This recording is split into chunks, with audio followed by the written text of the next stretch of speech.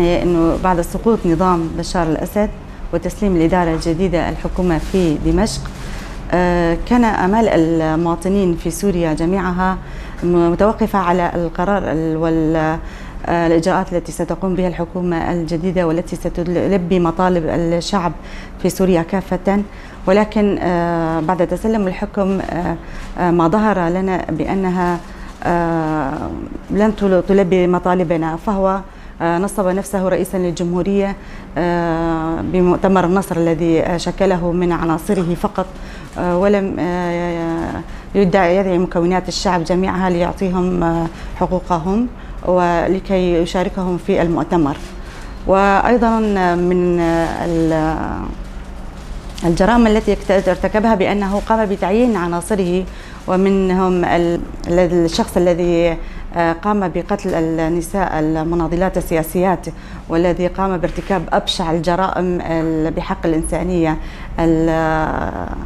كما يقال له القائد أحمد الهيس، والذي يلقب بحاتم أبو شقرة، والذي كان قاتل السياسية الكردية المناضلة هافرين خلف في 2019.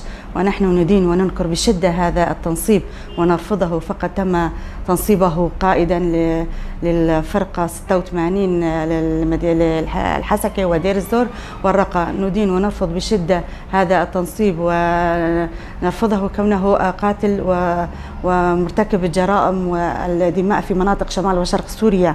فنحن كشعب مناطق شمال سوريا بعد مقاومتنا وبعد نضال المرأة خاصة في مناطق شمال وشرق سوريا، لاحظنا بأنها شاركت بكل قوة وأصبح لها صيت في جميع مناطق العالم بقدرتها على المقاومة والنضال من أجل العدالة والمساواة وتحقيق الديمقراطية وتحقيق مشروع الأمة الديمقراطية والإدارة الذاتية، والتي كان لها كثير من المناصب التي حققها والمؤسسات التي شكلها والإدارة التي تميزت بأنها إدارة ديمقراطية. ونتمنى من جميع المكونات للشعب السوري رفض هذا التنصيب وتنكيره والمطالبة بمحاسبته دوليا. كشنا هوالا هبرين خلف أبايا قش دستي تركاتي دبو وعاد دواجي إنه أب أحمد هايس إنه هدفه وينا إنه تركا بن دستي تركا دبو اجبروا له هبلين خلف هات كشتن.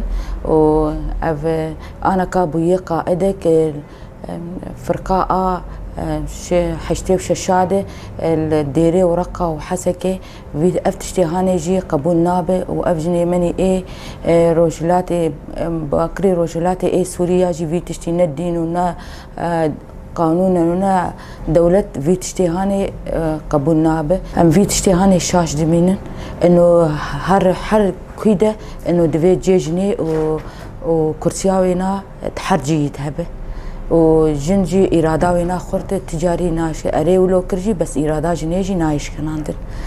بالعكس أنه أف حركتها ما وأفا كرنامه إنه قصر جنيهاتي أفاكرن. يعني هذا غلط، يعني بشوف إنه ما بيصير هيك، لازم يعني يتعاقب ويتجازى يعني على اللي يعمله، يعني لأنه إذا ما تحاكم يعني راح بيصير قتل أكثر، راح نساء راح تنقتل أكثر، يعني أكثر من إيد على شخص، راح يعني في يصير قتل كثير. يعني هافال هافرين خلف يعني انظلمت يعني وانقتلت، يعني حرام، يعني هيك لازم اللي قتله ياخذ جزاته. يعني الحكومة السورية راح يكونوا خطر على يعني على الشعب وعلى العالم، يعني كنساء وكرجال كمان.